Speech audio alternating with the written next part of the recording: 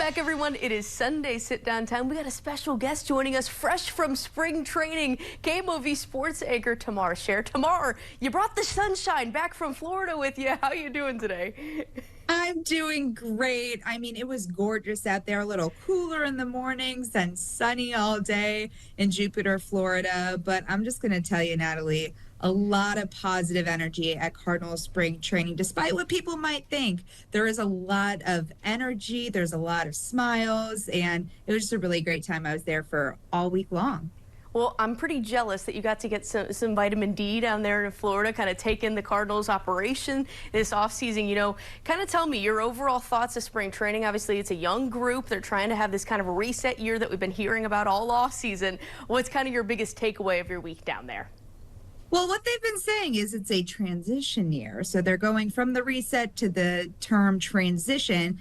And that's because, like you mentioned, there is a young core that they're looking toward. But at the same time, there are veterans who did say, I want to stay and remain a Cardinal. You talk about guys like Wilson Contreras, who made the move from behind the plate now to first base. Over at the other corner is veteran third baseman Nolan Arenado and his 10 gold gloves there to be able to help the cause and help the organization. You also got a guy like Sonny Gray saying, I want to be a St. Louis Cardinal. He still believes he's the best pitcher in the league. He's someone who wanted to stay. And then you got all these young guys who are eager and hungry. I think this season in particular, there's a little bit of a breath of fresh air mentality that they can say, okay, I just can go out and do my thing. There aren't any expectations on us. And if there are expectations, they're lower than what Cardinals fans have had in years past. So this is a good opportunity for guys to just say, I'm going to take my opportunity where I can. And that's definitely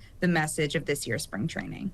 Well, you mentioned veteran voices, obviously players on the team, but also seems like coaches in the clubhouse as well. You think of guys like John Jay, Daniel Descalso, and David Freese. Me and you were talking before we sat down here about David Freese being back around the team. What do you like about kind of those, seasoned voices being around this young group? Well, what really I want to say is the guys like it. I saw guys from a Nolan Arenado to a Thomas Sajacy taking advantage of conversations with those guys.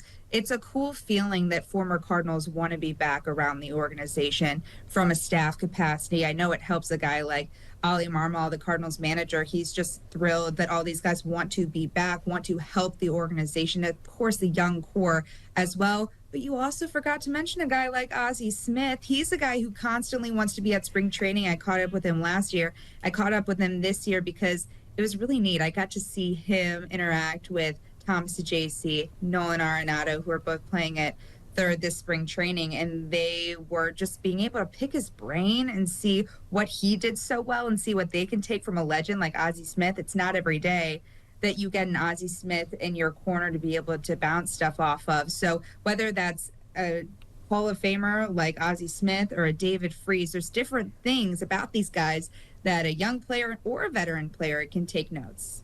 Well, I'd be remiss if I didn't ask you about the potentially awkward situation in spring training this year. Nolan Arenado did a report. He is there with the team. You got to sit down with him one-on-one, kind of tell me the whole situation. What is it looking like with Nolan Arenado here tomorrow? So the first thing I do want to say is that when I was there for the full week, Nolan Arenado was nothing but positive. He did address the media at the beginning of the week and said, you know what, I'm just here to play ball. I want to be here. I want to move past the trade conversations. Of course, those are still continuing as the Cardinals look to transition into more of a younger movement. And, but Nolan Arenado, he does have a no trade that he was able to play when it was the offseason. Houston Astros said, hey, we want you. The deal was close to being done. Nolan Arenado decided to use his no trade clause, which he has every right to do. And now today, there were reports, MLB.com's John Denton said that there were reports that Astros and Cardinals had re-engaged in some conversation. Reporters talked to John Mozeliak today, the president of baseball operations for the Cardinals, and he said, I don't feel like anything is imminent, is what John Mozeliak said. He said, I can't comment or chase every rumor. So didn't really reveal much there. But what I can say from my experience with Nolan Arenado is that he was positive. He was eager to get his body right, feel comfortable at Cardinals spring training. And I will tell you, everyone around him gave me the same sentiment. They feel as though Nolan Arenado makes this team better. So it might change the approach and how the Cardinals plan to handle the 2025 season and the depth and how they do give younger guys everyday at bats. But at the end of the day, Nolan Arenado, happy to be a Cardinal at this point. And a lot of the guys, every guy, said they are thrilled to have Nolan part of the team. Well, we're interested to see how that situation will all play out. I do want to ask you, you're around the team a lot when you're down there at spring training. Who do you feel like is maybe a guy that Cardinals fans might lock in on, like, oh, that's a good personality this year? Well, there are a lot of great personalities, I have to say, especially with this younger core. Nolan Arenado even said it. There's a lot of energy right now because of that young core.